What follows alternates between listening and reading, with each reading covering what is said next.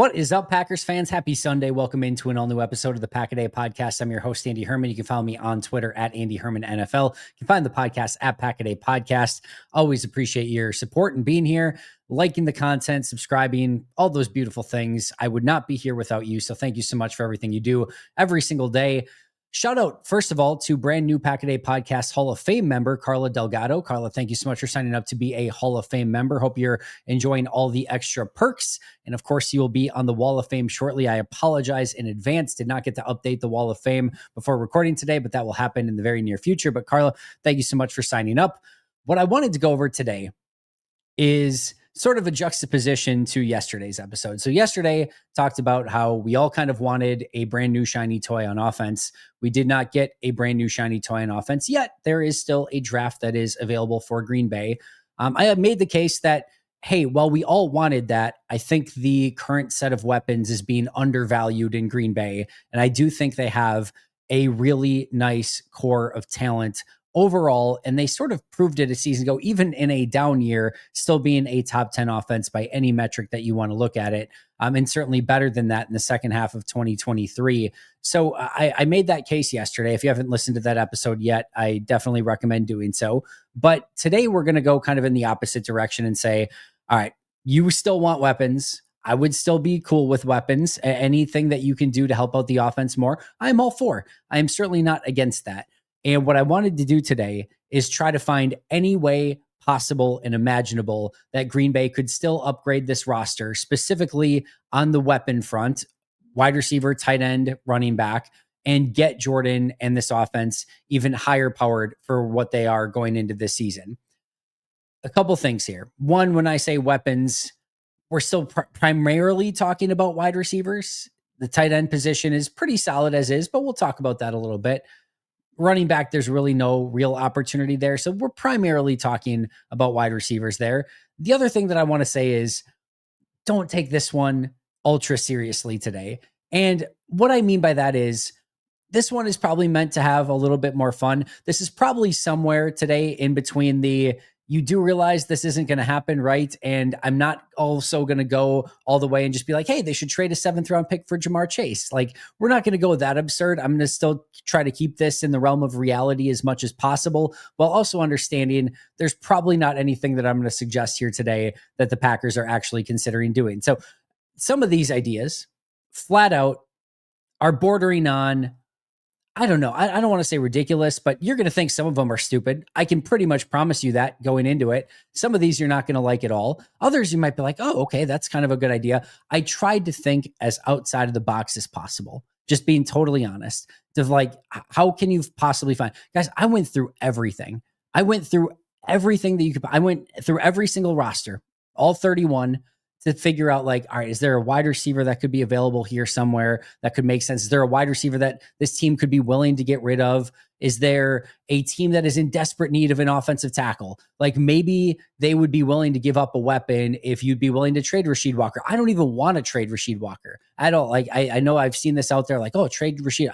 I want as much depth along the offensive line as I could possibly have. But I went down that wavelength of like, is there a Rasheed Walker trade where some team is so desperate at left tackle that they'd maybe be willing to give up a really nice piece at wide receiver to get that left tackle? I went through everything, and I mean everything, to try to exhaust every possible way imaginable to upgrade the weapon group on this team. So we will go through all of the different things that I sort of went through and the best options that I could possibly come up with to still find ways. Now, the thing that I would be most surprised by, all right, as much as I made the case yesterday of like, hey, I still like this weapon group, I still think there's a lot of talent here. The thing I would be most surprised about through the remainder of this offseason, even though they already went and got McCole Hardman, which is primary returner, and they still have a weapon group that they can go out there with right now, I would be most surprised if they did nothing the remainder of this offseason. That would be the thing that, like, if they didn't draft a single wide receiver, even if it's a 5th, 6th rounder, right?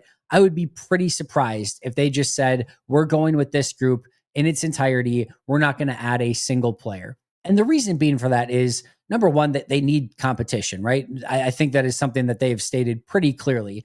Number two is we know how Goody loves to look forward to the next season. And you look forward to next season. Romeo Dobbs, unrestricted free agent. Christian Watson is an unrestricted free agent. You're going to start having to make decisions. And like even this year, right? Bo Melton and Malik Heath are going to have to start making like the team. They're going to have to earn it. I think both of them had to do that last year still, but they're not just going to be handed roster spots here.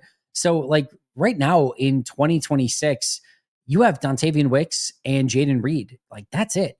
And by the way, in 2027, they're unrestricted free agents. So you know Goody's going to be looking at not just the short term of this position, but the long term of this position and being like, we need to start restocking the cupboard, getting some competition, maybe getting a different flavor of wide receiver that can stretch the field. I would be pretty stunned if overall Goody did nothing at wide receiver the rest of the way, and specifically primarily in the draft, right? That's probably the way that's going to be the likely outcome here. And that was sort of my next thing here is if we're looking at what's most likely, if you're again waiting for some big move at wide receiver, that's probably not going to happen. The most likely scenario here is that they take a wide receiver somewhere between round 2 and round 4.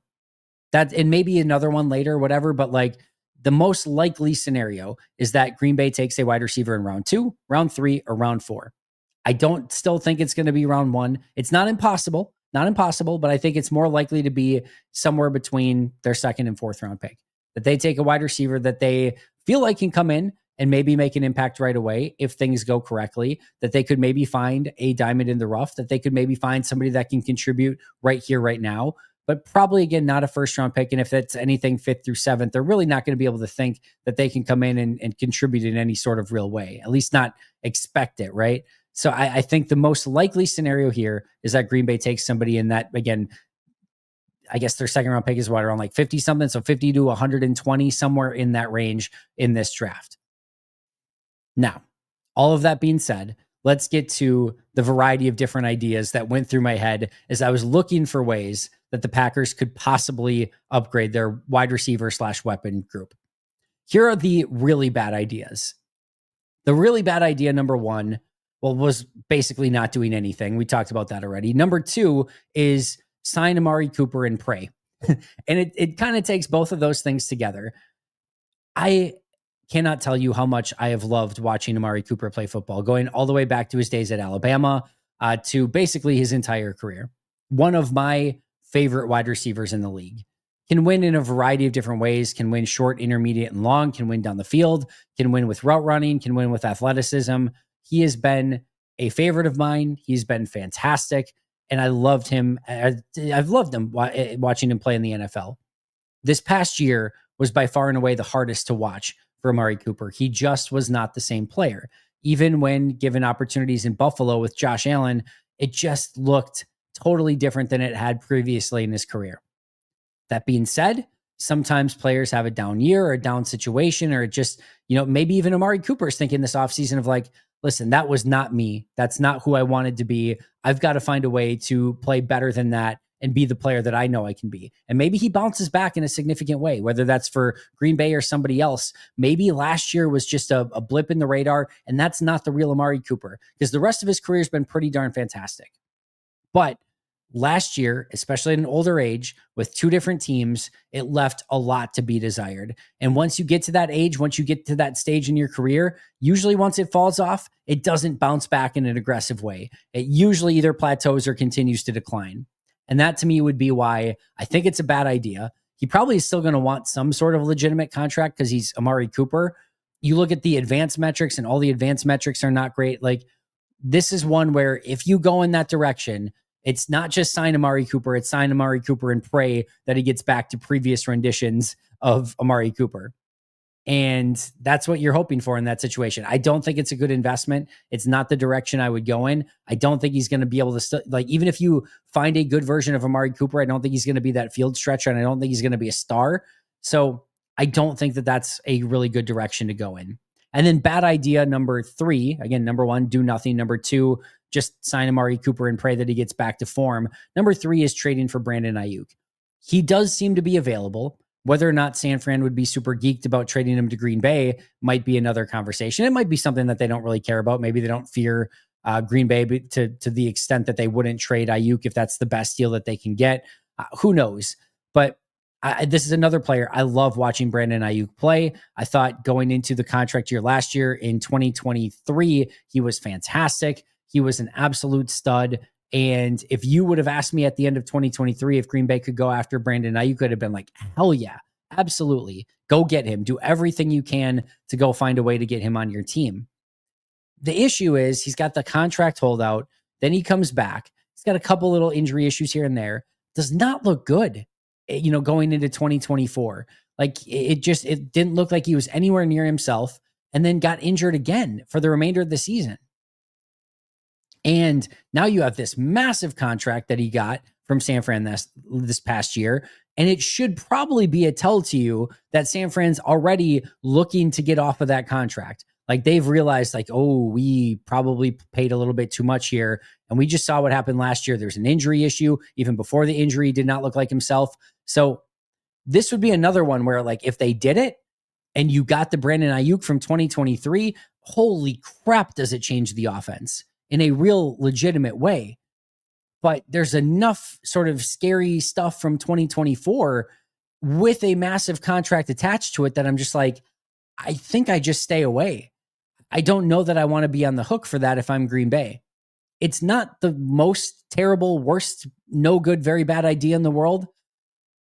It would be one of those where if Goody actually pulled the trigger on it, especially knowing his pro personnel side and how good they are at it, I'd be pretty excited. There seemed to be every indication that Goody was very interested in Brandon Ayuk in that 2020 draft. So maybe something could be done there. I just think with that contract coming off of injury, it's probably not the right idea to go in. So it's an idea. It's something. And I have seen others that have maybe made the call for it, have some level of interest. But I just can't quite get there. I think I would let San Fran sit with that deal. And maybe he goes out and tears it up for San Fran this year. And you look back at him like, oh, if they could have got him. Imagine what that could have been. But I don't know that I'd be willing to risk it if I were the Packers. All right, here were the ideas then. Those were sort of my not great ideas. These were ones still that, again, I'm not sure how excited you're going to be by some of these, but these were the ones that I was able to kind of find and make some sense of. Number one, as much as I would love to go find a wide receiver, it's a very difficult thing to do. But there is one weapon that's out there that just won a Super Bowl that is on the trade market, and that is Dallas Goedert. A variety of different things that we need to consider here. Number one, is Philly going to be super excited about trading Dallas Goedert to Green Bay? Number two, you've got Tucker Kraft and Luke Musgrave. What does Dallas Goedert do for you? And I understand that argument. I really, really do.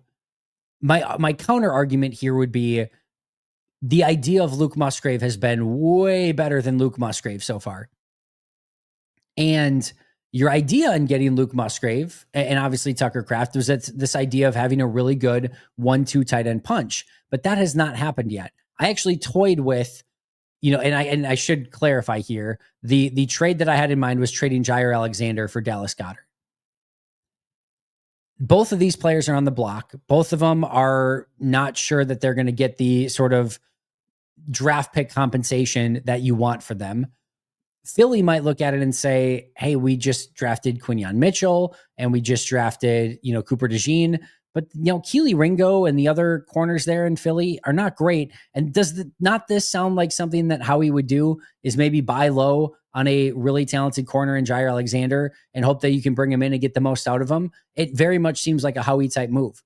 Now, they're, again, very open to moving Dallas Goedert. The sort of rumored draft compensation is probably somewhere between a 4th and a 5th round pick. And I think what Green Bay is hoping for Jair Alexander is a probably 5th round pick. Maybe Green Bay has to add in a 6th or 7th round pick or something like that, whatever it might be. But I think this deal sort of even straight up does make some sense. And they both kind of save face of like, well, we're giving up Jair, but what are we going to get in return? If it looks like a 6th round pick, is that like, it kind of looks like we have mud on our face. And if you're Philly and you're trading away Dallas Goedert, it feels like maybe if you get nothing or a 6th round pick in return, it feels like it's not a great return, but maybe a swap for both does maybe help both. So they get Jair. They're off of Dallas Goedert, which they're trying to do anyway. They help their secondary. They lost Darius Slay, remember. That's not nothing. They brought in Adoree Jackson. Adoree Jackson is not going to solve anything right now in Philly. Like, he's a decent depth signing and maybe he plays well, but you're not counting on that. I do think Jair makes some sense for Philly. As far as Green Bay, maybe they're not super keen on trading Jair to Philly either.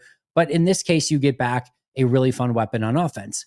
Now, again, the idea of Luke Musgrave is fun, but he hasn't shown that in 2 years. He's been oft injured, and even when he's not been injured, he's not been a red zone threat, he's not been a deep threat, he's not been an over the middle threat, he's not been a run after the catch threat. The idea has been greater than the actual product on the field. Again, one other trade that I thought of here was, would you do Musgrave for Goddard? And that's another interesting one. They get the younger, cheaper tight end that can maybe evolve, and Green Bay gets the player who can help them right now. 1 year left on the Musgrave deal made it so that I don't think it's attainable, and just it doesn't feel right to trade Musgrave for Goddard on a 1 year deal. But the Jair one is a little bit more interesting. This gives you another year to sort of develop Luke Musgrave if you need it, and hopefully you can sort of come on and you have 3 different tight end options in this offense. But the idea here would be Tucker Kraft and Dallas Goedert give you a really fun 2 tight end set. Both of them can block, both of them can catch. Dallas Goedert gives you some run after the catch ability. He gives you red zone ability. He can break tackles. Like, that is a fun 2 tight end set in Green Bay. Goddard and Kraft would be really, really fun with Josh Jacobs in the backfield. And then, what you do at wide receiver, you could do a 2 tight end on one side, right? So Kraft and Goddard are on one side. Jacobs is in the backfield. Jaden Reed still plays in the slot on the other side. And then you could go Romeo Doubs or Dontavian Wicks as your other wide receiver. And that allows you a very fun 12 personnel, especially with Reed in the slot, because you can motion him and have him do the fake handoffs and reverses, or just take a handoff or reverse as well. And then again, you've got, whether it's Dontavian Wicks, or maybe you find another wide receiver in the draft that can stretch the field a little bit, Christian Watson later in the season. I think there's some really fun stuff that you can do. And I do feel like a 2 tight end set that has those 2 players could be something that does unlock this offense in a different way. We have not seen Matt LaFleur really be able to utilize it, because usually either one of Kraft or Musgrave have been hurt over the last 2 years. And again, the idea of Musgrave just has not come to fruition actually on the field yet.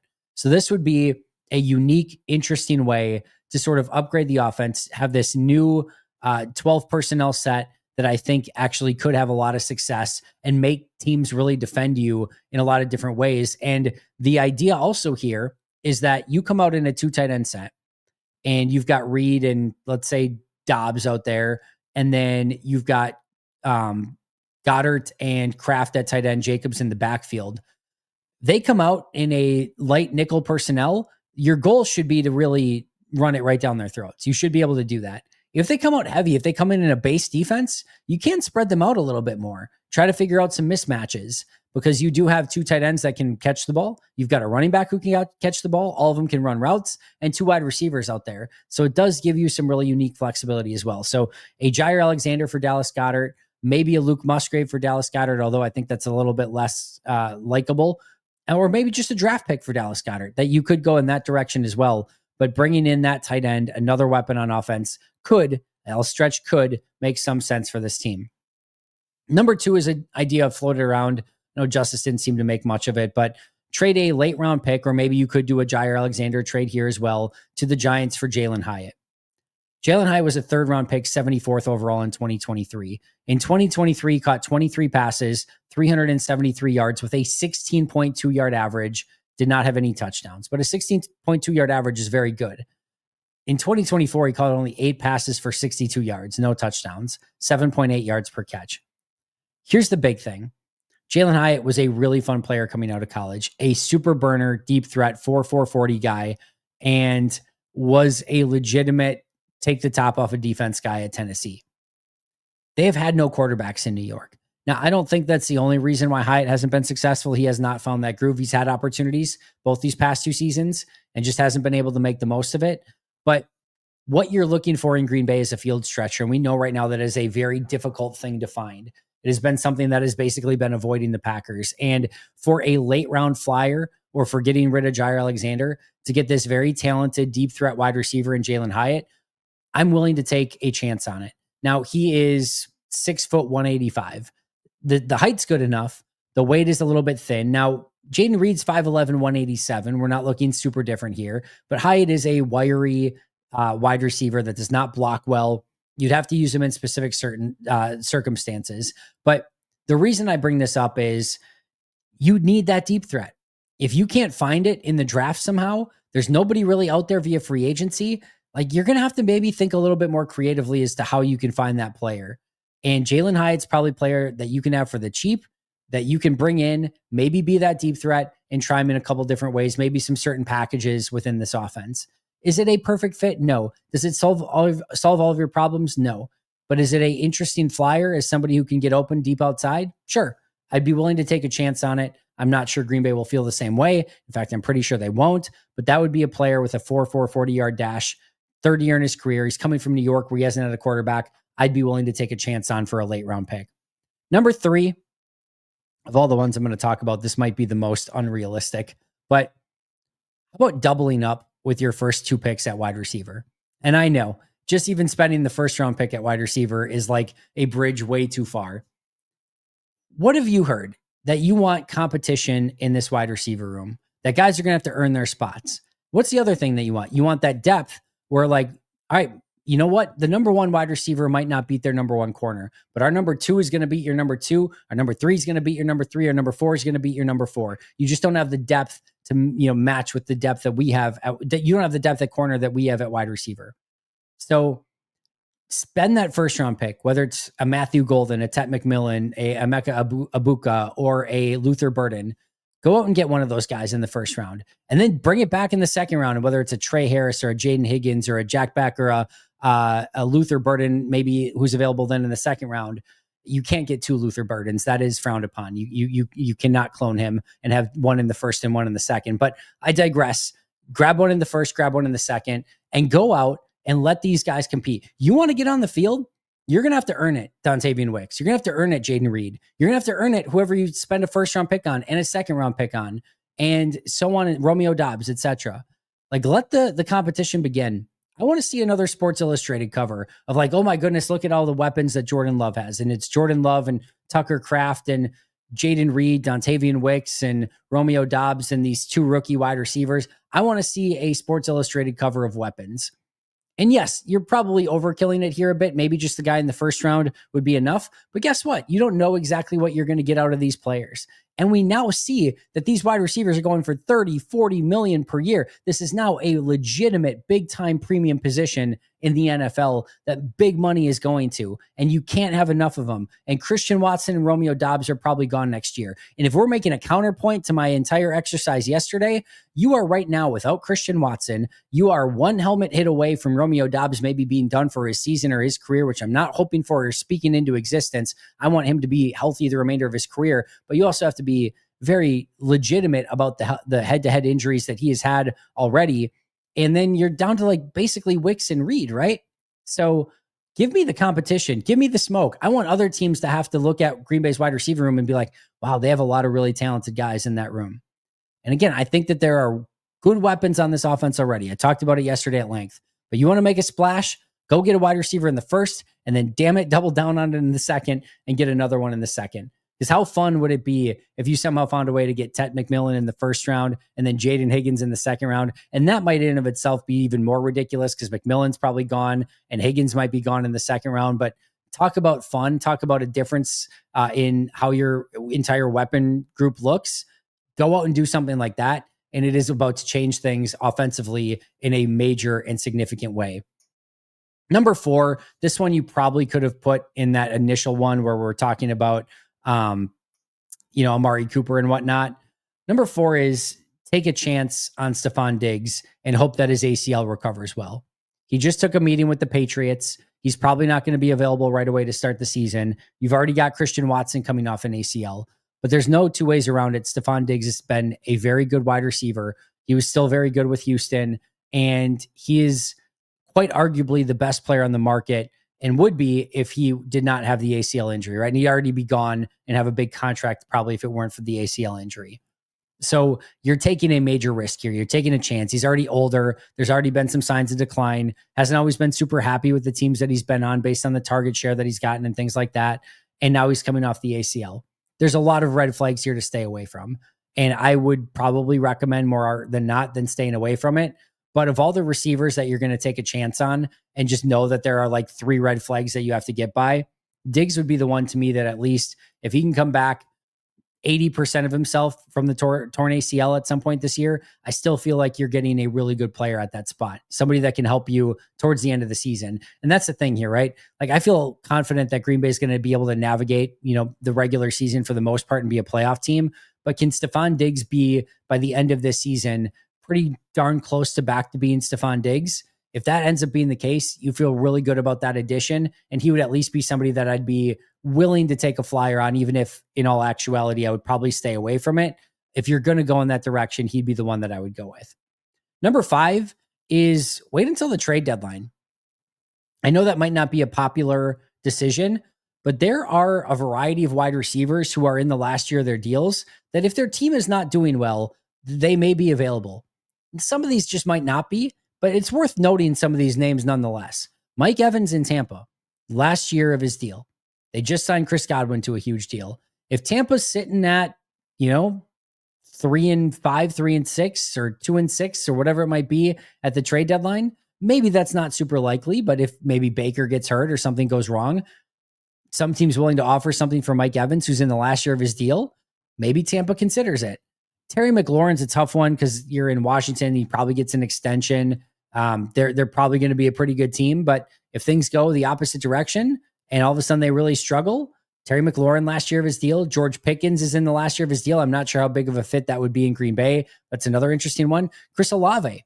The Saints are probably not going to be a good team.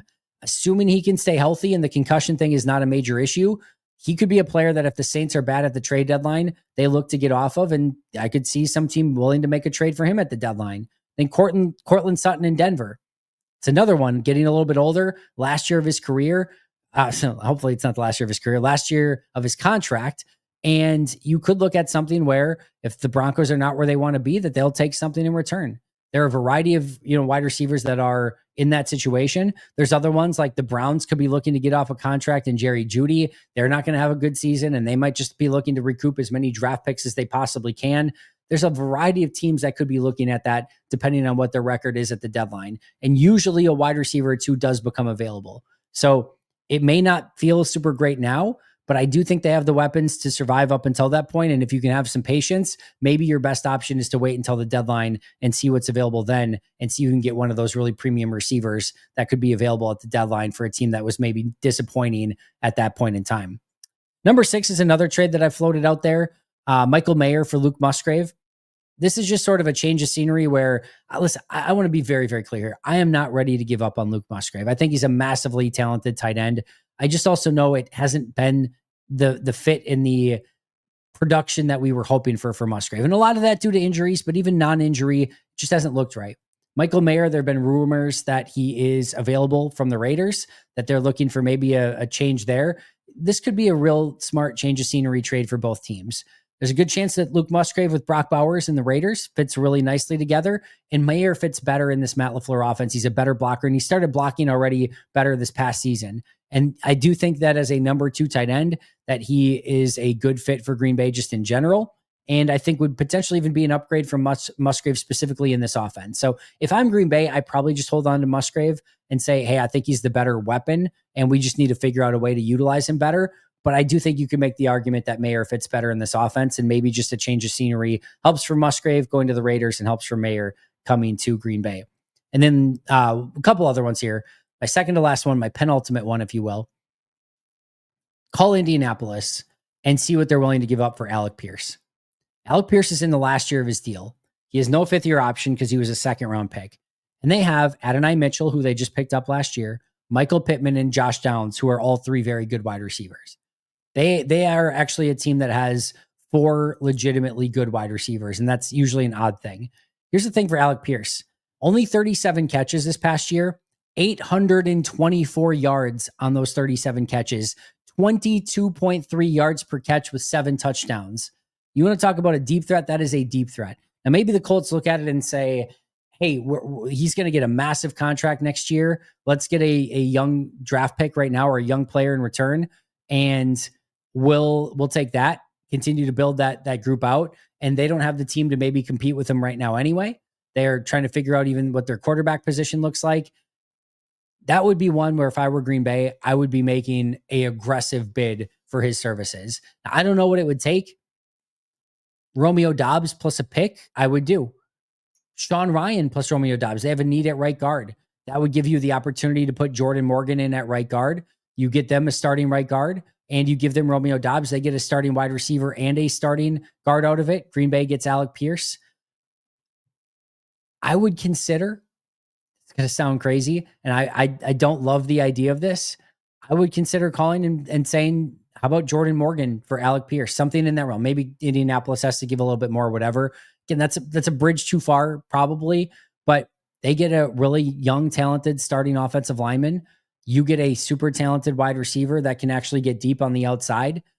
The issue is Jordan Morgan you have for 4 cheap years yet, and Alec Pierce you're going to get cheap for this year at $4 million, and then you're going to have to pay him a huge chunk next year. And we're talking about a guy that still only caught 37 passes this past year, but with no quarterbacks in Indy, he still caught 37 for 824. I think he is a stud waiting to happen. I loved him coming out of the draft. He is a Packers type wide receiver all day, every day. 22.3 yards per catch. I'm doing everything in my power to make him a Green Bay Packer. And I would feel like if I got Alec Pierce on the outside with maybe Dontavian Wicks at the other spot, Jaden Reed in the slot, Josh Jacobs and Tucker Kraft, I'm feeling good. I feel good about that group. I really do. So I would be making an overture of figuring out any way that I could. Not overly aggressive. I'm not giving up 2 first-round picks or something crazy, but I want to make Alec Pierce a Green Bay Packer. That 22.3 yards per catch is legit. Now put him with a legitimate deep ball thrower in Jordan Love. I'm cooking. I feel like I'm cooking. So that'd be the next one. And then last but not least, I've talked about this one before, trading for Darnell Mooney. The name Darnell Mooney, I know like immediately doesn't do anything for you.